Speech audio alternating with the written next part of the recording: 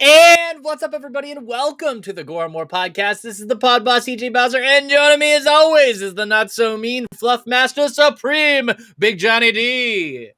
How y'all doing, Gorehounds? And here to protect and serve our very own Bofficer. What the fuck? Bofficer, yes! I love Bob. Fucked it up. We're going to say Bofficer Bob. Oh, fucking A. Today is July 19th, 2021, and we got a doozy of an episode for you today, but you know what time it is. It's time for your slice of life. Big Johnny D. What's up, bud? What'd you do? What did I do? Fucking nothing, man. It was one of those kind of like just chill, relaxed weeks.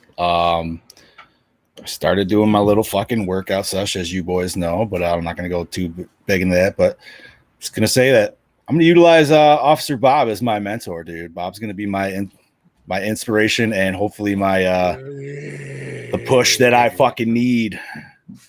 So I'll always be Big Johnny D, but I got to be slightly less Big Johnny D.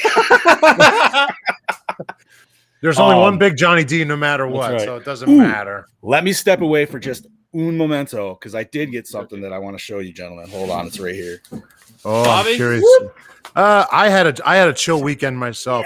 Saturday was just a chill day. All right, this motherfucker is when I went to the theater, but I got my nice Bruce Campbell poster that was autographed, nice and framed.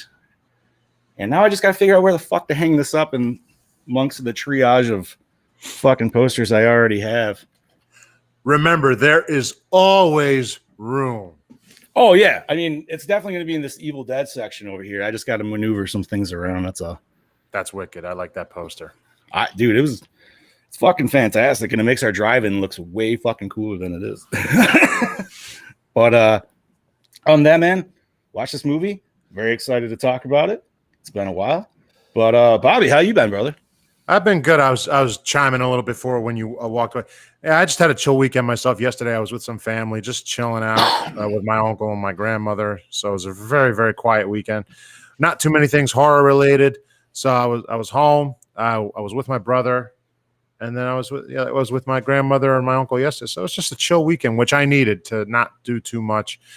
And then I got to watch this wonderful, wonderful movie. I forgot how great it is and how fucking hilarious it is. So it was nice to revisit it again.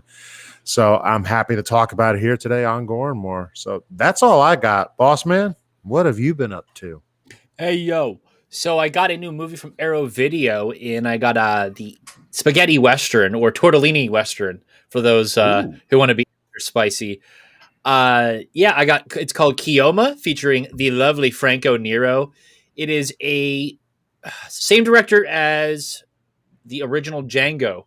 So it has that level of violence and just sheer brutality, but it's visually, it's such a awesome film, and the acting's on point, and I really enjoy it. It's a really good package from Arrow Video there. Just doing podcasts, and right before the show we went live here, I just dropped episode 16 of Lights Camera Exploitation, your guide to exploitive cinema. And that on that episode, we covered 1985's Phenomena, Dario Argento's underrated classic. In the States, it's also known as Creepers. But yeah, that is available over on projectlouder.net and anywhere else you consume audio content. That is a super in-depth look at that film, if anybody is interested. But yeah, just pumping out content, doing a lot of pre-production on a project, and actually just wrote a rough draft for a second project that I'll be doing after this one's finished. So nice. Just kind of I'm being extremely creative these days, and I hope it produces some pretty interesting stuff. But yeah, can't wait to share that with you guys. But I can't wait to talk about this film.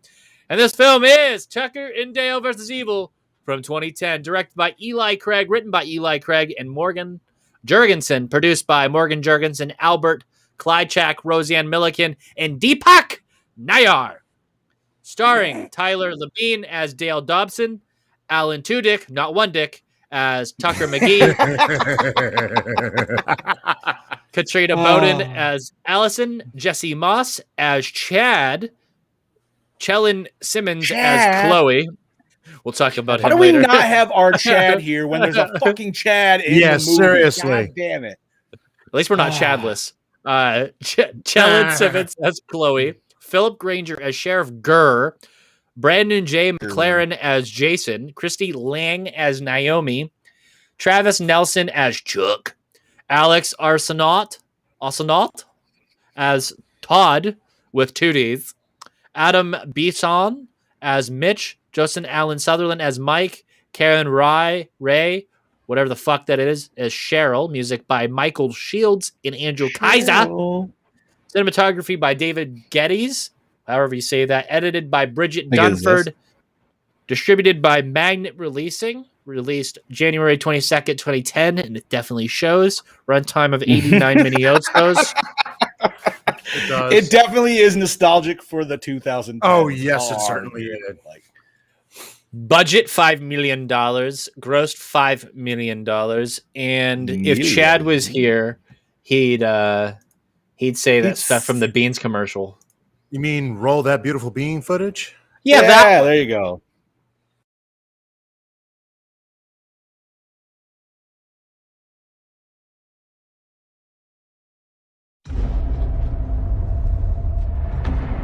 Oh, jeez. Whoa, Jesus. Did you see the way those guys looked at us?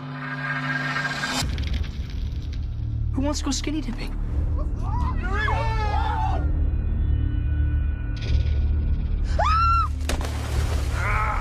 No. We got your friend! They captured Allison.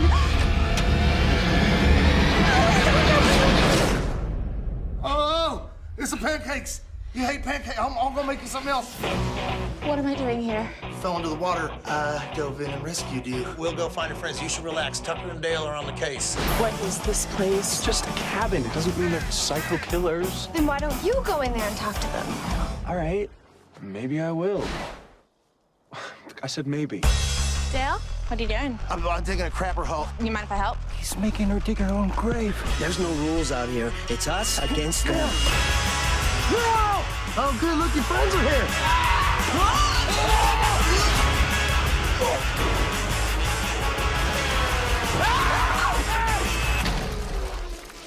You okay?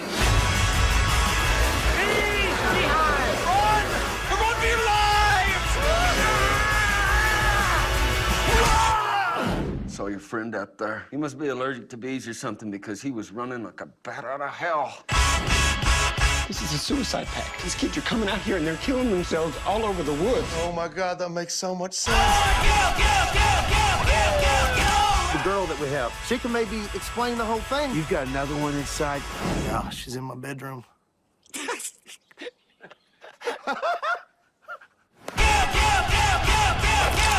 Heads up. Oh, you gotta take the safety off on the side there. Don't do that. Start being more careful. Time to die, freak. Fire! Stop, double rope! No, don't use that.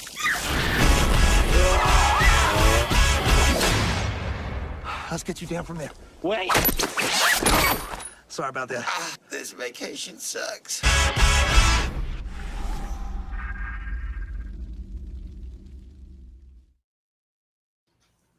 Fucking love it.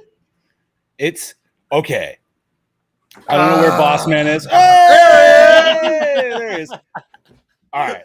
So let's get the we're gonna get the poo-poo out of the way real quick. This is definitely a hard late 2010s movie. Oh yeah. But I feel like it just rides that aesthetic because it knows it and shits all over it, which I'm absolutely about. That's why I think this is such a great movie. That's why, because it's making fun of it. Especially for that era, yes. I just wish it was Man, more visually attractive. I think other than that's that, it's a fine. pretty I mean, I enjoyable don't. film. That's Yeah. fine. I can won't understand disagree that. with that. It's definitely it's a cookie cutter shot film, and it's shot like your atypical horror movie, which once again, kudos, love it. Intro shot alone of giant panic panning fucking forest You know what I mean? With one single drive up. How many times have we seen that in fucking all these movies we watched? All these movies we watched. Yeah, exactly, dude. Like, I mean, the one that always comes to mind the most for me is The Shining, because it's just the one that did it like the longest and the best. It's very long. But I mean, like every fucking movie's done that, dude. Like any movie going out to the woods. Hello? What the fuck? What was that? Oh. No, but this was your pick, right, bud? Yes, it was. Thank you. No, I picked it for a reason. Because we had to do the horror comedy. We did, and this was a great one, man. Like, this was one I actually saw a few years after it came out, unfortunately. I think I saw it way more longer after that. I think I saw it maybe a couple of years ago. Like, I want to say, like, much more recent. Like, if it dropped in 2010, I want to say, like, I might have watched it, like, 2013, 2014, maybe. Okay. So it's not bad, though. No. But it was one of those ones where I watched it, and as we all have, we've watched enough horror movies where I fucking just loved it right from the get-go, man. Like, it felt like it hit all the tropes right. Obviously, they were parody, not like over-the-top parody, you know what I mean? Like, but enough to... Right. We're going to go over-the-top parody when we do my comedy horror. This is, like, nice, subtle. Like... Yo, yours is... But, like, no, this is great, man. Like, all the archetypes are there of your standard slasher, especially in 2010s. Because you have the emo kid, you have the Limp Bizkit kid, you have the jock douche. I might change my comedy pick to Scout's Guide to the Apocalypse. I have yet to watch that, and I've heard did not watch that. things. No. We have zombie porn star titties. Yo, change it! I mean, the only other one that I know of that you get that as well is zombie strippers. So I'm pretty sure there's zombies on a trampoline in that film too. And hey, all I gotta say is in John's pick, we get nice vampire titties. There were titties in this, but you had to really look. I was not. Yeah. You know what you don't have to really look for? Hey, Bob. Hey, you want to read that plot rundown, please? Ooh. Let's do that before we get into it. Okay. It'd be like the third week in a row we skip that shit. Two lovable hillbillies are headed to their fixer-upper vacation cabin to drink some beer, do some fishing, and have a good time. But when they run into a group of preppy college kids who assume from their looks that they must be inbred, chainsaw-wielding killers. I mean, I don't know what gave it away. Tucker and Dale's vacation takes a bloody and hilarious turn for the worse. When one of the students gets separated from her friends, the boys try to lend a hand, but as the misunderstanding grows, so does the body count in hilarious ways to die. Ridiculous and hilarious. We'll get into that when the time comes. RoboFuck is here. Hi, RoboFuck. There we go. Sure. What's up, Tyler? What's up, Heather? Heather? Robo, what's up? Don't mind me. I'm just sharing this little podcast. Yeah, this movie's pretty entertaining. It's a pretty decent comedy film. Really love Alan Tudyk's, not one Dick's performance. I think that it's just right on the nose. I'm a really big fan of his work, from his work in Star Wars Rogue One, Halo 3 ODST, Firefly, Serenity, all that shit. He is just absolutely phenomenal. Dodgeball. He is a phenomenal character actor, and he always hits his cue. I think that this guy and this dude and his Tyler buddy Labine hits it too, man.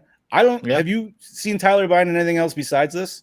There's a movie called Blood Cottage or something. Yes, the one where he kills his brother.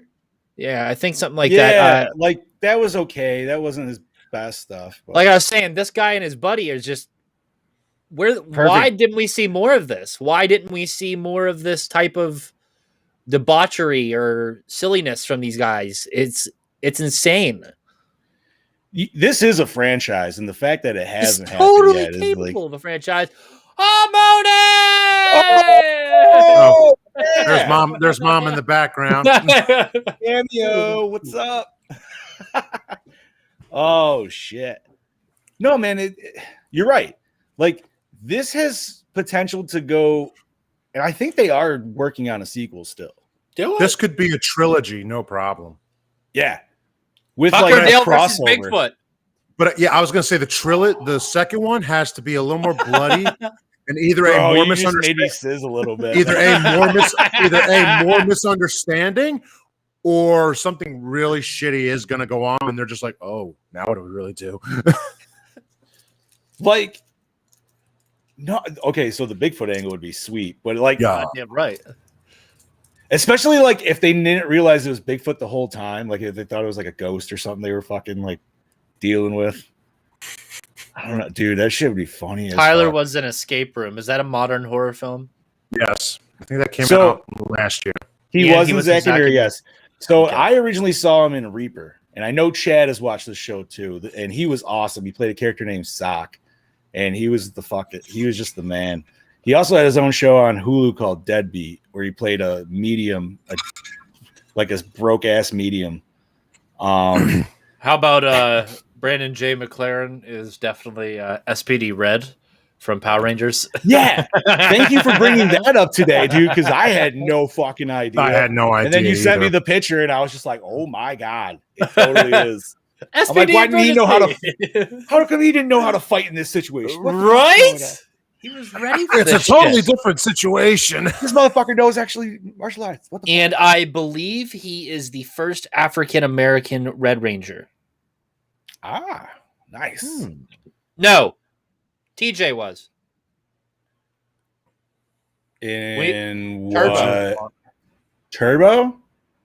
I He thought replaced Turbo was- Jason. you mean Tommy? No, Tommy yeah, he does was the replace Red Ranger Tommy. because Tommy was Zeo, and then he took over to Turbo. And this is a After- totally different after the- podcast after- discussion. So But still. stay tuned to ProjectLouder.net. There is something coming involving that specific season. Yeah, so that's more of a transitional period from Zeo to Turbo. Yeah. Turbo time. Run Turbo. I'll take it. I'll take it. It's totally relevant right now with the fact that we're getting actual action figures. Did you get one yet, Bob? No, I have to. I Dude, they wanted to look find. I sweet. wanted to find it in the store, so I went to a few. I didn't find it in store yet, so I think I'm just going to order it. 'cause What's I a month need it. away? Yeah. There's something like a month away that we should probably, if he doesn't get one, we should make sure it happens. We'll take a look. Yeah. Yeah. Please, we'll pay. Don't need to pay you because a month away, I'm pretty sure I also have. you get a little older. Also, you Bobby, you are cracking out hard, bud. Refresh for me, handsome. got it. I'm back. And Bobby will be back momentarily. All right. So while we're still we? discussing this film, dude, okay, so we did Frighteners last week. Frighteners was great, but this one definitely hits more of the hilarity note for sure. I feel like it's obviously a little bit more slapstick, but I don't know, man. I mean, we get everything from like Texas Chainsaw moments to Friday 13th to like I'm sure you could think of any other Woods movies that we've seen. Evil Dead. Evil Dead, obviously, Cabin. Like, It's perfect. yeah. They said it's a Fucking fixer upper, but we don't gotta touch it. Wow, this place is a mansion. Fucking. Oh my god. Speaking of Red Power Ranger, and I'm not going to bring it up yet, but that's going to be for big questions because I brought his question from the movie to the. It might get us shut down, but we'll see. Probably not. But no, man, like, okay, you were mentioning earlier, like, it is kind of pooped down for how it's shot, and I get that. Like, I don't know if this one was ever trying to be an artistic just so film muted. by any means. It wasn't as dark though as it could have been coming out of the 2000s. No, but it also could have been a lot more colorful. That's true. It was very brown and yeah. I guess, yeah, everything was just, the saturation was turned down heavily. Instantaneous. So, all right. Shall we hit the behind the scenes while we're waiting for the El Babe to come back? That's all well and good, boys, but Even fucking better. Snip fucking snip. Well, howdy fucking doody there, my fellow compadres. It is Howdy, buddy. I, your DKB, here back for another episode of Gore, and this week I'm here to talk to you about Howdy, Tucker and Dale versus Evil. Now, this is one of those films when it first came out I actually really enjoyed. Unfortunately, I never got the chance to go back and watch it since until tonight. So it was actually great to go back and revisit this. There was so much that I'd forgotten about the film. But yeah, no, like, so I will start off by saying that this is one of them rare horror comedy films that they actually got right for a change. I mean, obviously Evil Dead did it, but more of the new age, like The Cabin in the Woods in this film, you know, completely two different films, although that do pay homage to our favourite 80s and 70s slasher horror films in the woods. I mean, you've got a bit of the wrong turn, The Burning, even Evil Dead 2 in there, you know, it's even a little sprinkled with a bit of Jason Voorhees in there. So you're putting all these together and you're creating up this fantastic film with characters that they've taken the piss out of. I mean, they've got these teenagers in there. Yes, they're obviously young, dumb, and full of cum. But there is a reason why they're there. And that helped build the story around Tucker and Dale versus Evil. And it's executed extremely well, especially when you get to see their final payoffs throughout the film. And there's a lovely little twist near the end.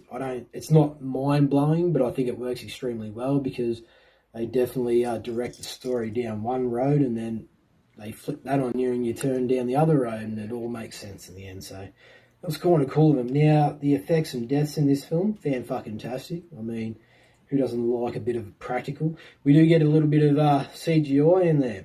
Not the biggest fan of it, obviously. I mean, you've already got practical effects in there. Why do you have to fucking go CGI? Unless they were pick-up shops or you just ran out of fucking money. But in saying that, that's probably the only thing I'm going to really bitch about is the CGI blood in this. Yeah, it's obviously, you can notice it, and it's just not good at all. But yeah, other than that, I think the storytelling is great. We do get some cameos from the director and his wife in the film. That's cool. But yeah, other than that, this week, I'm going to have to give this film a 3.9. Howdy, Hardy. Poopy to you. Yeah. Poopy. Anyway, this is your DKB signing out. I hope you have a great evening, gentlemen, and I shall catch you on the flip. Ta-ta, gentlemen. Ta-da, sir. Ta-ta! Well, thank you, Mr. Brody. Oh! Still recording, are we? I also bloody forgot our two lead actors, Tucker and Dale. I can't think of the actors' fucking names, but anyway, fan-fucking-tastic. They deliver their lines extremely well. They sell the candy, being fucking funny. The chemistry between the two is outstanding. Fucking, what more do you want from me? I can get going if you like, but fuck that. Anyway, end of story. Bye-bye, ta-da, fuck ya. Brody coming in clutch, of course. Oh, sorry I cut out there, boys. I did a little clean real quick, so we should be good now for the show. All right. Welcome back, sir. Nice. All right, Roebuck, if you're home and want to hop in, you are absolutely welcome to. Just send me a message on Facebook, and I'll send you a link. Open, bro. Yeah, come on, Robo fuck, get in here, get to the chopper. I'm gonna have to go. All right, so audience wants to know. I'm gonna tell you on it. RoboFuck wants to know if we all want to buy a wood chipper after that scene because he does. I've never seen one in person. I think. Oh, they're fun. I have. They're fun to watch. And they're vicious. Dude, they're very dangerous. You do not want to fuck around them shits. Like, even the way he was throwing the logs in there, yeah, you don't really even want to do that because he was just swinging his fucking arms. It's like you could slip and fuck. Yeah, no. You slip one wrong way or you step one wrong way, you're very close to something taking your finger, and before you know it, your whole arm is gone. Now, the wood chipper I have kind of used, like, been around, was the size in, oh my God, the Santa movie, the reboot one we watched. Oh, Silent Night. Silent Night, yeah. Well, the reboot was just Silent Night, right? So, yeah. 2012. I think so. Yeah. Terrifying. I've never used one, but I've seen them obviously, and they're dangerous. They are fun, but they are very, like, Yeah. They're great for getting rid of bodies. Just make sure you bleach them when you're done. Oh, sorry. What? Oh, sorry. Continue. Oh man. Yeah, right. So do we want to go behind the scenes? Do we still want to discuss a little bit more? Like, how are we feeling, gentlemen? Robert, is there anything else you want to say? Not really. I honestly think this movie speaks for himself. For itself. Anybody who's watched this, like, this is the one movie where I'm like, I can't question it because it literally has its answers because it's making fun of everything of the 2010s. Well, back, I should say. Right. So, it's a great movie. So I say let's go behind the scenes. Is it making fun of or paying homage to? I say a little bit of both. I'll say both then. Okay, how is it making fun of? It's just taking the archetypes, but kind of like making them even more stupid. I think, okay, we can have probably a better discussion here than this one. Yeah. I think that this film does more of an homage rather than a parody of these moments, kind of utilizes a different perspective by allowing you to see from the point of view of Tucker and Dale and how they're not necessarily active in the involvement of these deaths, other than the fact that they're just kind of meanwhile elsewhere or just kind of innocent bystanders to these deaths. So I think seeing it from that perspective allows these interesting situations that you can pay homage to from the victim's perspective. We see the homages to the other films, where on the perspective of Tucker and Dale, it's more of unique, where we kind of see the more comedic aspect, and the film bounces back and forth between these two. I'm going to have to get my inhaler. I have a wheeze. But yeah, I think definitely this film has this unique feel to it because of that. And I don't think it necessarily parodies any of the films that it references or... Okay, parody was the wrong word because, like I said, like Stan Helsing, that's parody. Yes, or Scary Movie. That's 100%. Yeah, that's okay. Homage is definitely a better term. I just feel like the character archetypes are just more exacerbated than they normally would be. Like, okay, this they definitely felt like a shot from Friday the 13th versus they throw a hockey mask on somebody like in Sleepaway Camp. Right. Yeah.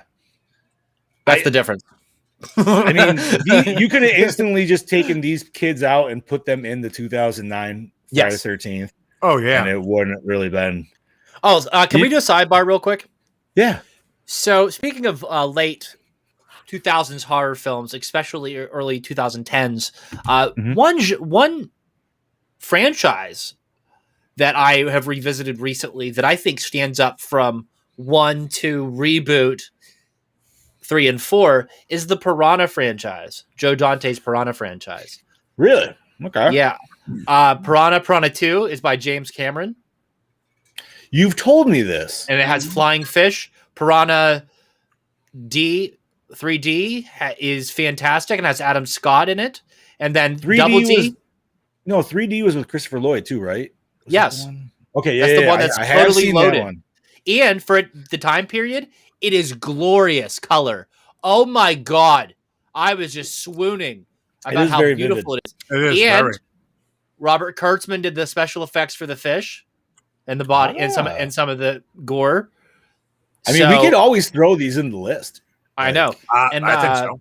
Because I totally saw K&B listed there. And then, of course, Double D's in the water park. I just think that nobody really talks about the Piranha franchise. And then also, and I believe 93, they remade the 70s film with Mila Kunis. Really? Yes. Oh. And it's another, and it's not necessarily the same as the original Joe Dante film, but it kind of merges between the Piranha 3D and the original Piranha film because it kind of has like a resort thing going on. So it's very interesting. Huh. I am not opposed if we ever touch that series, dude. I think not either. We would thoroughly enjoy it. I've only watched 2 of them, and they were the more recent ones. I know Double D and Piranha 3D were the 2. And the fact that the original is literally like a remake of Jaws with mini fish. Like, yeah. I mean, obviously we need Chad here to discuss this, but dude, like, okay, so what? There's 4 movies you said? 5 technically, if you consider the '90s remake. Okay, so if we hit a month where you could actually get like 5 Mondays, if we like Piranha just month? There you go, Piranha month. Like we're just gonna go fucking instead of Shark Week, where they go Shark Week with a whole Yes. like, And we'll call that month Swimming with the Fishes. and you know what? We'll even make a fucking T-shirt for that event, dude. Just We 'cause should it's gonna be have fucking- we should have Graham on to talk about how much he hates Joe Dante. Oh God. That'd be episode 3. Like we get it all fluffed up, and then Just play that clip Nice. of Joe Dante shitting on ghoulies. That's all you gotta do. Triggered. oh shit! Alrighty, should we take a peek, gentlemen? Yeah, let's take a peek and see what's Alrighty. underneath that dress. Woo, baby. Oh, sorry. So these lovely notes are courtesy of our missing partner in podcast, Chad Chadwick. Daddy. He's visiting Familia tonight, or I believe they're visiting him. Yeah, whatever. All right, so this film was shelved for over 3 years before it was finally released. That would make sense of why I saw 2011 for the release a few times, and why it's We're colored starting- that way. all right. Film's director Eli Craig and his wife Sasha have brief roles at the beginning and the end of the movie as cameraman and reporter, respectively. Didn't No Brody say shit. that? He did, Mhm. and that's awesome because I did not know that. A special feature on the DVD plays from the movie from the college kids' perspective, in which Tucker and Dale are murderous villains. Oh, I want to see that. Yeah, actually, that would be pretty funny to see. I agree. So they cut out all the bits of, Right. They must. or just, is there like, extra super- scenes? Ooh, this would be fun. Yeah, Hmm. we need a Blu-ray. Right? It's I'm gonna look it time. up and see what kind of Blu-rays there are. Keep going. Awesome. All right. Alan Tudyk, not one, came up with the idea to pour beer on his face to treat Tucker's bee stings. I mean, it's cold. It would feel pretty fucking good, probably. And there's a little alcohol in it to help clean. So, yeah. no. 2018, there's a Walmart exclusive release, Steelbook. Really? Yeah, it's fucking gorgeous. Features custom artwork. Does it come with all the old DVD features? I wonder. I imagine it probably would. I'm looking it up now. Tyler Labine ad-libbed the line, "They hate my face." And that's a great ad lib. Dude, whoever wrote the line, and thank you for it, when he got the fucking spike at the trap, and he's just like, oh man, I'm so glad. I can't believe I'd ever say this, but I'm so glad I'm not hung like a bear. Like, that is the fucking perfect, like, whoo. Oh man, Bobby would be fucked. Yeah. Yes, I towards would the, be. towards the end of the movie. Towards the end of the movie, when Tucker and Dale are reminiscing about catching frogs at the creek, Dale mentions that he used to lick them. Tyler Labine actually did lick a toad in a small role he had on the X-Files Quagmire episode 14 years prior in 1996. I do remember that episode. He had some crazy wild hair in that one, dude. It's kind of how he was rocking it in Reaper as well. The opening scenes on the road were shot during a thunderstorm. Sucks for those fuckers that were shooting it. That does indeed. Because I'm suck. assuming this is like pre-drone, so they're actually up in a fucking yeah, right? Maybe not. Not by much, then. Not by much. Tyler Labine chose the giver hat to wear for Dale for 2 reasons. First, it looks like the word giver alluded to his kind and genuine nature. Second, it is the Canadian equivalent of "get her done," the redneck phrase popularized by Larry the Cable Guy. Hey, Dude, John, I want a giver hat. Are you cosplaying at our upcoming appearance at the Steel City Comic Con convention at August 13th through the 15th? I can. Oh. I didn't know if we were. I plan. I have enough on the back cosplays.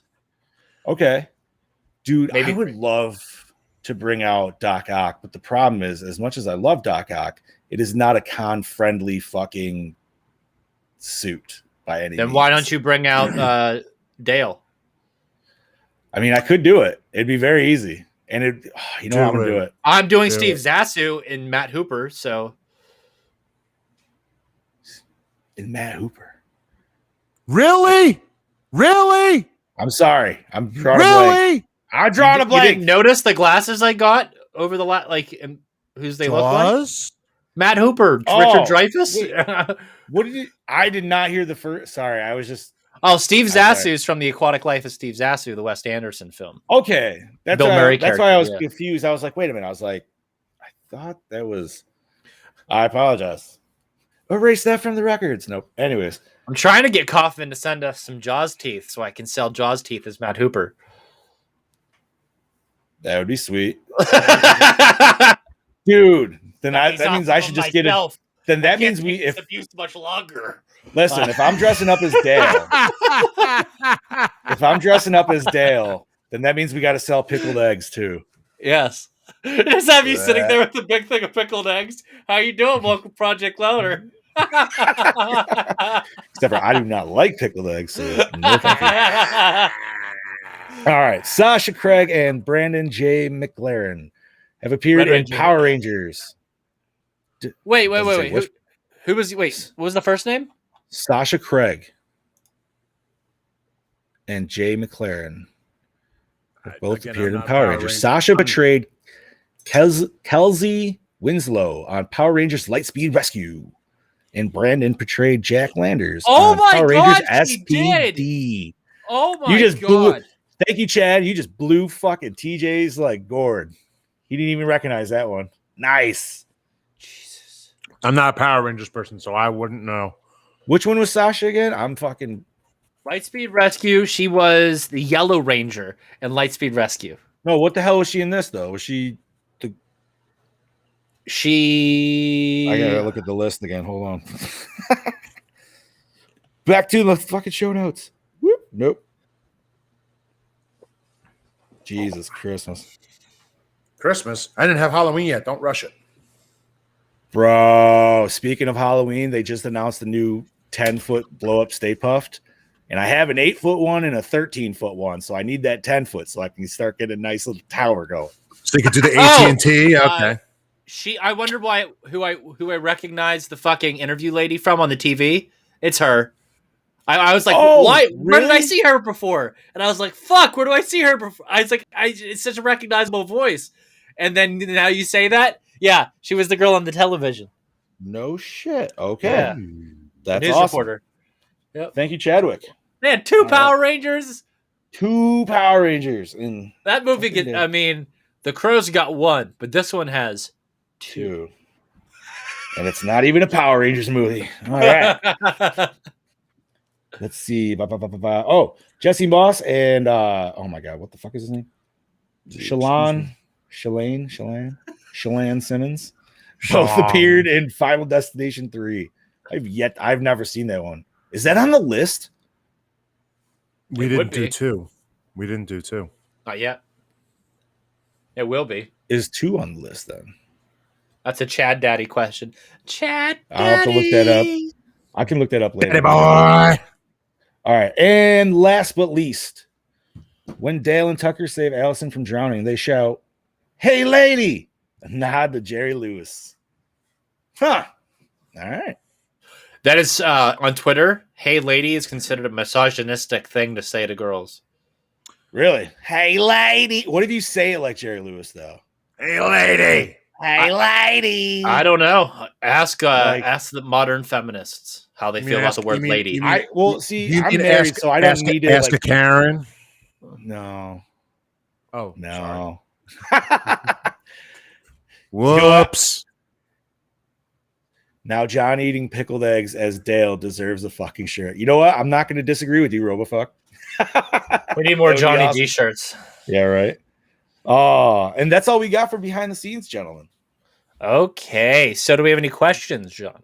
All right. Yeah, I know. So Red Power Ranger, he asked in the beginning of the movie,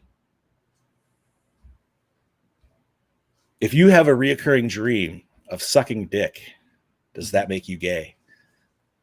No. So I guess that is the big question.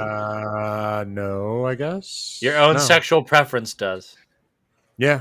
I guess it depends on if you feed off your dreams. It's kind of like how if you want. I mean, they say follow your dreams, but I don't know if that's.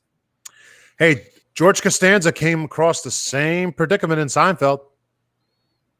He did. He did. Men have been popping into his sexual fantasies. You Oh, know? I had a so I woke up. Was it Wednesday? No, Thursday. Just the other day. Thursday, yeah, just the other day, and I must have been having some very like intense dreams because I woke up and you couldn't have convinced me otherwise that Justin Roiland wasn't announced for Steel City Con, the writer of Rick and Morty. For some reason, I had it in my head as far as going and messaging Sarah about it. Now, coincidentally enough, SpongeBob was announced today, and I lost my absolute shit. You know what's awesome about that too? What? Tom Kenny's a fucking Syracuse native, man. Like, Oh, Syracuse is like yeah. So like they've had him for our St. Patrick's Day parade there a bunch of times, dude. Because like as the head of the parade and shit like that. Yeah. And like that's just fucking awesome, dude. Like SpongeBob is the fucking head of the goddamn.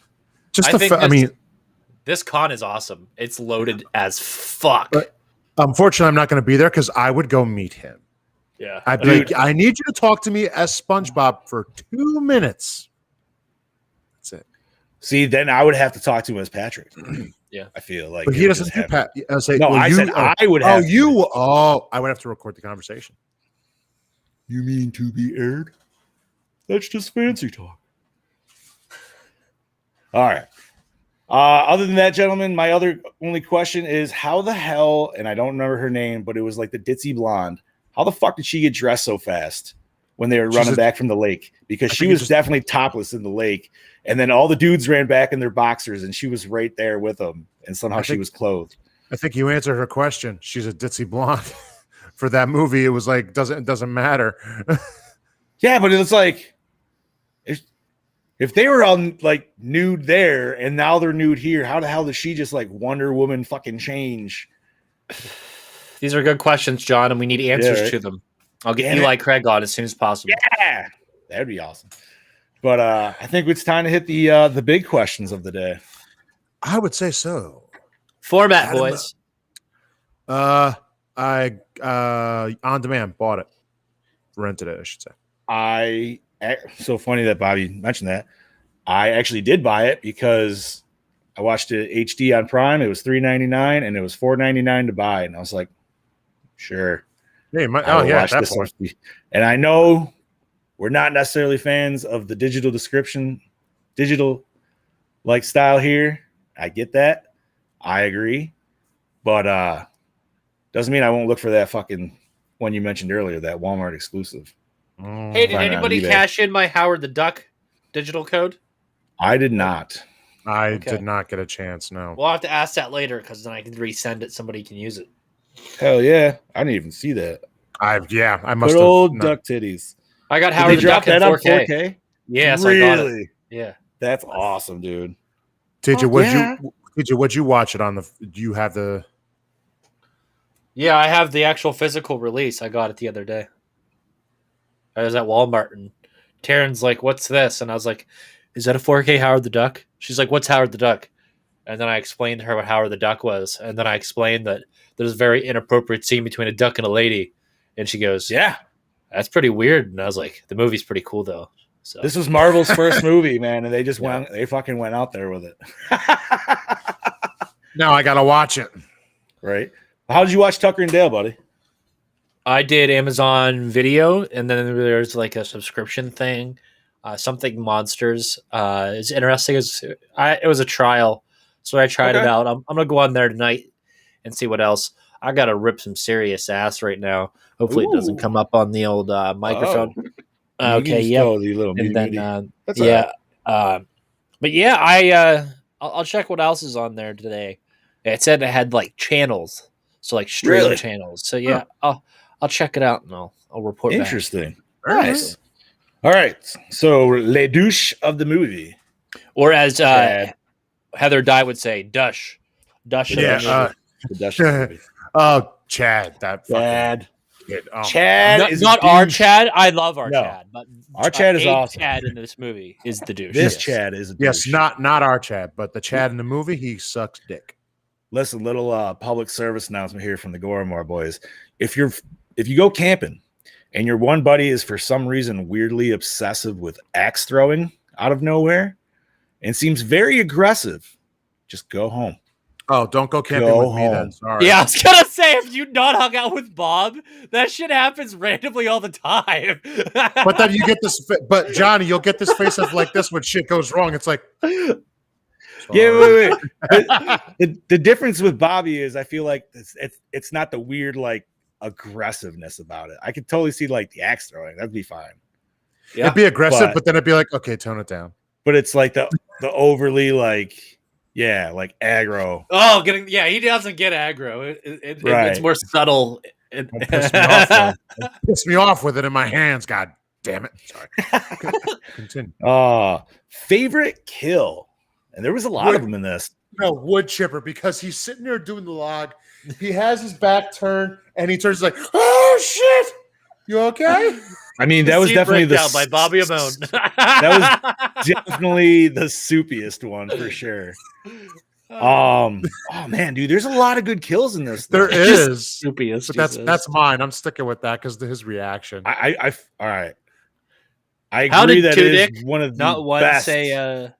They say he jabbed himself. Is that how he kept saying a specific way about him being impaled? How did he say? He said it to the sheriff like 2 or 3 times. Wait, you're talking about the dude in the tree? Yeah. No, yeah, I'm pretty sure. The guy up on the hill. Oh yeah, there's a guy over here. Yeah. You say he just stuck threw himself on the tree. Yes, I think he did. That's the one that makes my wife cringe the most for sure, because like it's just, I mean, dude, I could only imagine running into that. I don't favorite kill. Oh my god, dude, I want to say wood chipper because you already said. Hey, that was gonna. I was gonna say that could have been our Sesame Street moment of the day. D is for douche. Ah ha ha ha. Douche. D-O-U-C-H-E. Douche. You know what? I even like stuff as simple as just the thrown saw blade into the fucking dude's face. No, that was a good one too. Like they did use that shot twice though, so fuck them. They did. That. So, well, you're kind of going back to the memory, but you're seeing more. There is no need unless you fucking need to. You should film more stuff. And they not only showed that, but they showed that, and then the machete to the knife again too. Yeah, they did twice. Which I feel like that had CGI blood mixed in with real blood. It was fucking weird. Like it looked more like a CGI blade too. I'm probably looked at it wrong, but at that scene, that one didn't look right. A little funky. Yeah, but so come on, favorite kill, guys, pick it. I'm gonna have to go saw blade. I like that. What do you got, Tej? I'm processing. TJ looks strung out. TJ is the exact opposite of strung out right now. No, it's just the look, but I know he's not. You might listen to the band strung out right now. But fuck yeah. I'm so torn because I don't want to say wood chipper. Because you know wood chipper's the go-to because it's so good. It's so good when it's the go-to. You know what? I'm gonna say Red Ranger because totally could have been avoidable. Oh, the bird! Oh yeah, dude. Yeah, that's true. Don't do that. Totally was avoidable too. That fucking sucked. What do you get the lantern thrown on and then just here? Let me put you out. Oh man! And then yes. Okay, so the dude, the actual safety tip of the movie, which is a legit safety tip, never look down the barrel. Ever. Safety on or off. Don't PSA for everybody out there. Don't look down the barrel of a gun. If you do, watch Tucker and Dale and you can find out what happens. Or just, you always act as if a gun is loaded. You never look. You never look where it points to bang.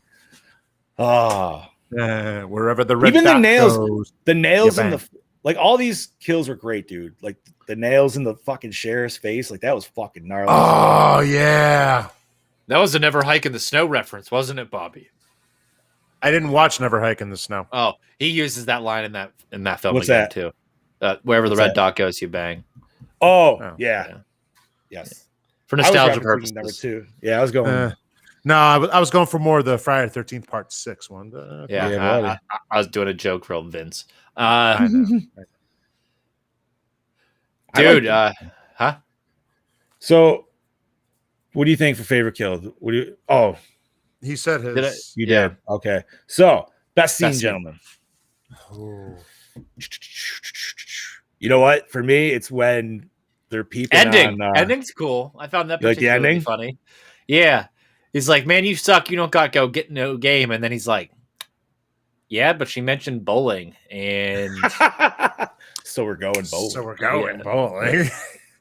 I'm gonna have to say when they first see her on the rock, and Tyler Labine's just hiding behind his fucking hands, and the whole thing, and he's just like Tucker, and he's like, when there is a hot, half-naked college woman over there, you do not yell out my name. Like just that whole scene, man. Like it was perfect. I feel like it really showed. You're perfect, their, like, John. oh, thank you, buddy. Yes, he is. I think it just really showed them playing off each other like the best, because it wasn't those scenes where they were solo and stuff like which they were still great, but Han Solo.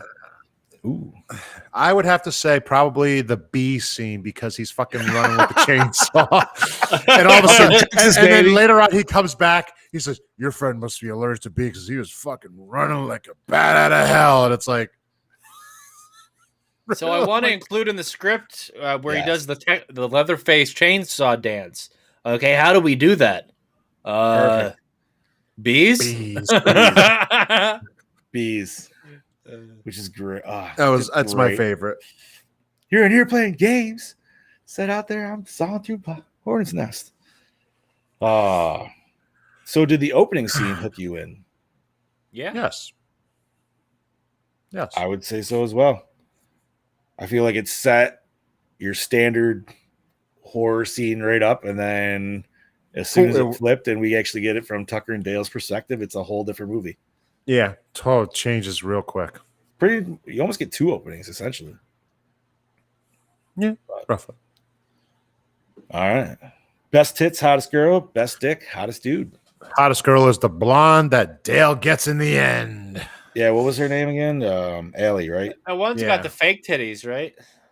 The other one, yeah. Yeah. And you know something for Dick?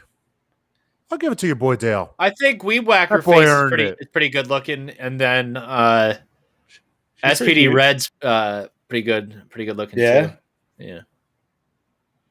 I'm gonna have to go with Bobby and agree with Allison. And I'm gonna give it to Dale just because I'm gonna give it to the chunky boy. Yeah, I'm giving it to Dale. Like that boy earned it. He earned it. Tyler. Tyler said she sure did dig a good shitter. Shitter hole. Shitter house. Crapper. That's like where we need Cousin Eddie. Shitter was full. Yeah, right. He would Does this fit in have a perfect, score? dude. I don't really remember it. No. No, I don't remember it, to be honest with If you. it was, it was not memorable. So No Safari. So favorite character. you can do best song though. We can? Yes. I'm gonna choose Pump Up the Jam. Ah. Pump Up the Jam. Jam, pump it up. Yeah. Uh, That's the only one I actually remember. There was a song at the end, but I didn't catch the name of it. So what are we're our favorite character now? Favorite character, yes. 2 dick, not 1. Dude, I have to give it to the combo of Tucker and Dale, personally. Combo. Yeah. Best enjoyed together. Yes. Yeah. This is I a Jay can't- and Silent Bob of the horror world for me. Yeah, I can't think of those two. Yeah, shouldn't be. Yep. All right. Was it scary? No. Really? But what should we should change this question to for this movie? Was it funny? Yes. All right. Yeah, I got a chuckle, a hearty belly laugh. So it definitely it did what it intended to do. Oh, So, definitely. I feel like for that question, we could definitely like change it sometimes for the movie. Yeah. Why not? Does it hold up today? I would say yes. Yeah. For what it is, yes, because it's 10 years old. Set out what it meant to do. So yeah, definitely. 11 years old, actually. Now I apologize. It's crazy to think that's fucking 11 years old, dude. Yeah, Jesus Christ. But then when you think about the filmmaking of the style, it's definitely there. Terrible. Acting, good or bad? Fantastic. I think Tucker and Dale's great. I think actually, everybody hit what they were supposed to. Yeah, nobody was too over the top. Everybody stayed right within their range. They did it very well. I don't think the other roles other than Tucker and Dale really demanded much. So no, they certainly especially didn't. like the Limp Bizkit kid who never says anything besides like when he yells before he dies in the pit. And yeah, then, like, you know what I mean? Like they get a couple like one-liners and that's about it. The one like emo kid wearing the gasoline shirt, like he says like the one line and then he dies. So I think one of my favorite lines was when he says, "Okay, maybe I'll go over there," and they all look at him. It's like, I said, maybe, guys. Everybody knew a dude like that, or a couple, or a few couples. That's right. Oh, cinematography. Did you like it? Average? Like I don't even. Yeah, it's average. Cookie I don't cutter. think much. Not much to me can't be said. I've been making comments the entire episode about my dislike for the way that this film is colored and the dislike for the lack of passion that went into to shooting this film. I think that within the acting and the way that the characters are portrayed, the way it is written, I think it's absolutely fantastic. But I think when it came to actually filming, that it was little effort was put into it, or it just feels visually boring. It felt like they literally just were like all the color scales from Friday 09, just we're gonna borrow that. Yeah, copy paste. That whole lot is just over here now. So pretty much. However, other than cinematography, did you enjoy the premise of this movie? Yeah, it's fantastic. It's one of a kind. Lion King 1.5. Changed its perspective. Bobby, I'm gonna say you're definitely a yes, seeing you chose this movie. Yeah, but, yeah, just nodding. Yeah, right. No, it's good, man. It's great. It's it pokes at all the fun at all the horror movie shit that we love, and it's meant to be enjoyed. Fuck yeah! And the fact that we haven't gotten a sequel yet is still very good question, boss. I would love to see a sequel. So this leads us to our triple R's: recycle, rewind, or remake. Rewind for days. Yeah, rewind. Say rewind and re-release. Recolor. Here's what you do. Give it to Scream Factory. Allow the original cinematographer to sit down and recolor the footage with a new 2K scan of the original negative. Then release it with a bunch of special features, and including a commentary with the director. And then maybe a commentary by Tucker and Dale themselves. And that'd be fantastic. That'd be wonderful. Awesome. Almost do it Mystery Science Theater style. Have them watch the movie about themselves. Ooh, look at that. Yeah, that would be awesome. Tucker and Dale versus the movies. There you go. Scream Factor. You got to watch this episode. Take notes. I think that would sell big time. Well, hopefully our friends at Buddy Disgusting will listen to us and they'll throw out something within the next week or two, and then we'll get some. I will be reading every day Bloody Disgusting to see what shit pops up about Tucker and Dale, because there is no way they're getting away with it. I mean, a little piece of me likes to believe that I willed Scanner Cop into existence, so that's fine. Nobody can take that away from you. No, it exists. We have a 4K box set now. I'm fine.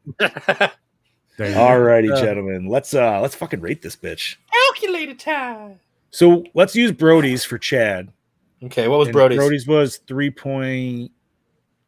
What? 2? Brody, are you still listening? Are you there? What did you say? Brody, what was it, Brody? Was it 3.2? Brody and Tyler, throw your scores in the chat while I get John's and Bobby's. Yeah. 3.9. There it is. Okay. That's it. Thank you, Brody. 3.9 from the Broadster. I'm going to go with the solid 4, dude. I love this movie. I'm going to give it a 4.1 because it's an enjoy movie. I love it. Even up roadies. I'm going to give it a 3. A 3. And bum, bum, bum, bum. Tyler's going 4.3. Okay. If I'm going to add Tyler's into it too. Okay. Because we did ask for Tyler's. Hold on. And yours? Delete everything. All right. Brody, 3.9. 4. You were a 3, TJ? Yep. Bobby, you were 4.1? Yes. And Tyler was a 4.3. God damn. 3.86. So 3.8. Fair. Yeah. Yeah. 3.8, 3.9. I don't know. We want to round it up, I guess. We'll go 3. Let's go 3.9. 3.9. All right. 3.9 for Tucker and Dale versus Evil from 2010. That's your All official. right. What's next week? Thank you, gentlemen, by the way, for your Scores. counts. Next week is it's actually my pick, but it's not my pick. It's actually kind of a fan pick, and I hope she's still listening. But this one goes out to Heather, and we're doing American Werewolf in London. Dude, I haven't watched this movie since I've been a kid. It's been a while since I watched it, but very great movie. Yeah, dude, I was probably maybe 10 or 12 last time I watched this shit. It's been a while. All right, so check. You guys can check that shit out next week as we. Maybe I can talk about how I feel it's overrated and it's just a fucking palmy film that's American, but whatever. Anyway, I mean, I have to, like I said, I don't know. It's been so. I've completely, besides the main scenes you always see of the transformation and all that shit. A good werewolf movie is Dog Soldiers. I do have Dog Soldiers on Blu-ray. I did not see that, so I will be happy to watch that. That is awesome. You can catch American Werewolf in London on Sling, Fubo. I don't know what the fuck that is, and Amazon Prime and all that other good shebang. All right. So, is there anything else that we have to discuss, gentlemen? We've mentioned the con, obviously. And if you're in the Pittsburgh area, right? If you're in the Pittsburgh area, right next to the Dawn of the Dead Ball. You have told me that, and I kind of forgot. Fuck yeah, dude. But you can find us there, TJ and myself. We will be in the Berg from Thursday till Sunday. Steve will be getting there Thursday. John will be getting there Friday. I will be there the entire time. You can visit us at the convention from Friday till Sunday. You can also see me at the AEW events on Wednesday and Friday. I believe Steve may be joining me as well. I think that we're going to have a pretty good turnout. We're going to have con-exclusive T-shirts that only will be available at the booth, and if any supplies are left over, we will sell them at a fixed price while supplies last. Yeah, I'm super hyped to get out there and see our fans again. I'm excited to interact with you guys and have little debates about film in front of people again. It's just right. There's a difference between arguing with people on streams and on the internet and then just straight up confronting somebody about a film opinion or asking them why you like something, because you can sit here and we could do the Roger Ebert thumbs up, thumbs down approach all we want. But that's not what makes a good podcast. You want to explain why. And whenever I debate people about film, I ask them why. A lot of people fail to do that, and it angers them. So that just joys me. So I can't wait to get out there and just have discussions. It's going to be a good time, dude. Yeah. You guys are gonna Years past, Bobby just went robot. Years past, we've got a whiteboard and we've written controversial things on the whiteboard as to get it people to come up and interact and argue with us, agree with us, just anything to kind of stir the pot a little bit. Can you mention maybe one? Like when you say controversial, it's not like we said something like The Last Jedi didn't suck or The Last Jedi was good. Okay. That kind of got a lot of people a little bit fired up. Okay. Yeah. I see what you're saying. Just like Halloween 2018, say that that's complete shit. Stuff like that. I think things like those would get people to come to the booth and be like, yeah, I don't agree with that. And then you can be like, well, here's why. Tell me why you don't agree with that. And I think that's it's fun, and it definitely there's two Bobbies now. I wonder if we can get both Bobbies. Look, do we have two Bobbies? Oh God. There's Bobby Vision. Oh, Bobception. I'm back. One. Bobception. Yeah. Is my like fucking signal cutting out? For you? I mean, mine's green. I don't know if I can see yours. I don't know what's up with mine today, and everything's new. I don't understand this shit. Tyler, we got on a hot take about Scream real quick, just to fucking trigger me. $5. You know what? RoboFuck would do. Honestly, I would love that debate. I would just say Scream sucks, and just put that. I probably will. Something. I know what I would write on that board, but I will save that for when I am in front of the board when that happens at the next con. I'm like, Scream was a ripoff from the movie from the 80s. What the fuck was it called? I don't think you guys covered it though, did you? It's literally the same fucking whole story of Scream. Technically, there's a lot. And everything. There's a lot of movies that are the same as Scream. Yet the weird part is, like the same aesthetic, everything. And the weird part is, and I'm probably the one who's the more majority, whatever. I do enjoy it, but I take it for what it's worth. Wes Craven's one of Bobby's favorite directors of all time. Listen, he is. I enjoy the intro to that movie, and then that's it. And yes, he is a top director of mine, but not everything he touches is gold to me. So there you. But hey, Brody says he's got. Has he made gold? Nightmare on Elm Street. Okay. Has he made gold? I think that's gold. Okay, so Nightmare on Elm Street, just one film. Some could say that the third film's better than the first film. That is true. But without the first film, you ain't getting a third film. What else are you gonna claim for Wes Craven other than Scream? Definitely not fucking Last House on the Left. Exactly. Exactly. I had this conversation with Brody. I was like, if you prefer Dream Warriors and hate Scream, what's left of Wes Craven? Deadly Friend? No, that's not gold. Right, because he didn't even The People Under the Stairs, and that's it. And you know what? Even that, I'm not the biggest fan of, dude. Like, I remember watching that, and I know everybody loves that movie. That might be a hot take, but that one just didn't do anything for me. I know it's supposed to be a horror movie, but I wouldn't put it in a top 10. That's for sure. I'm like a top 30. he didn't do what's the one with the gin? Wishmaster. He didn't do that, did he? No. Serpent in the Rainbow. He produced it. I've never seen Serpent in the Rainbows. That one's pretty good. Yeah. Did he do Wishmaster? I have the box set. No, he didn't direct it. He produced it, right? That was directed by Kurtzman. Yeah. Yeah, that was Kurtzman. But his name was it? He was a producer. That's why he was. Yeah, I think he was a producer on that. Because I know his name is attached to it. It is Wes Craven Presents Wishmaster. Okay. Yes. Right? Yes. Yeah. You're right. No, I believe it is. I think the problem is that his name is associated with so much shit as well that it kind of has diluted what little he has done that's good, that it's caused that sort of thing. And especially whenever his films have sequels, and then people can prefer it. Just, I don't know. He got put in a box in a time where if you were in that box, you're in it. It's kind of hard to get out of it. So that's where he ended up, if you think about it. Well, you got to break out of that sort of thing. I mean, I think there's a lot of directors that were put in that box with him. Carpenter that could have been. Carpenter's probably the only one who's like, I enjoyed my career, and he's said it multiple times. Like, I enjoyed what I did. But see, like Carpenter to me, I'm cool with that. Like Carpenter, anybody could go to Halloween. That's an easy. Mm-hmm. But like for me, like I think Carpenter, I go to The Thing.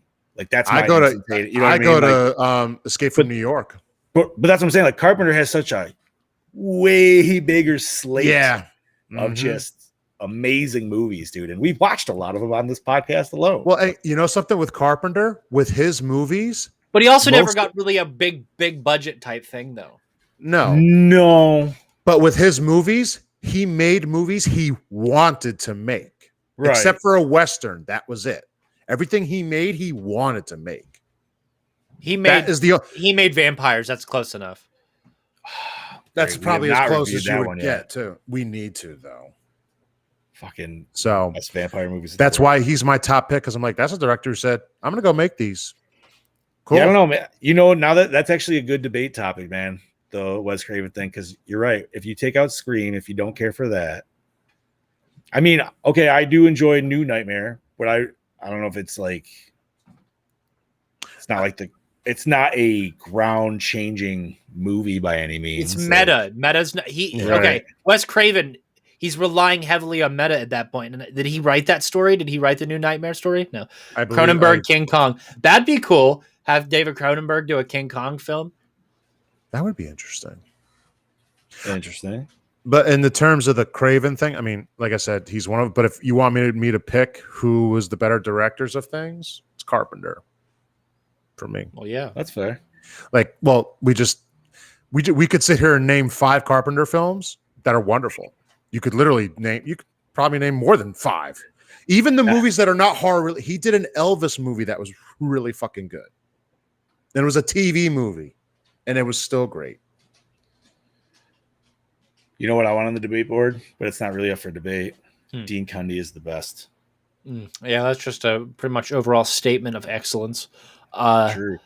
Yeah, he's fantastic. He's so posting so much recently. He on is. Instagram. Yeah, very much. If you guys are listening and you do not follow Dean Cundy on Instagram, you need to follow that fucking handsome man. Like, yes. The camera king himself. He is. Dude, I even had to tag him. There was a cinema because I follow like cinematography in general or whatever. And there was a thing saying, who's your favorite cinematographer? So, of course, like I had to fucking tag Cundy. But then my ass was scrolling down just to see who else tagged Cundy, and a few other people did. And I was like, yeah. All right, you know. Yeah, but fuck it. There's a few things I'd throw on a debate board, but I got to save that for another day. Yeah.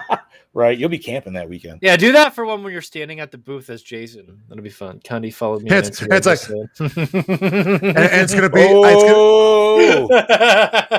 And you look at Brody coming out with the fucking name drop. Dean Cundy, get on the show with us, please. Power Hour. Make it happen. Fucking A, dude. That'd be great. That would be fantastic to include in my Sandy Johnson audio, is just to have a whole Halloween wrap up. There you go. Brody, get it going.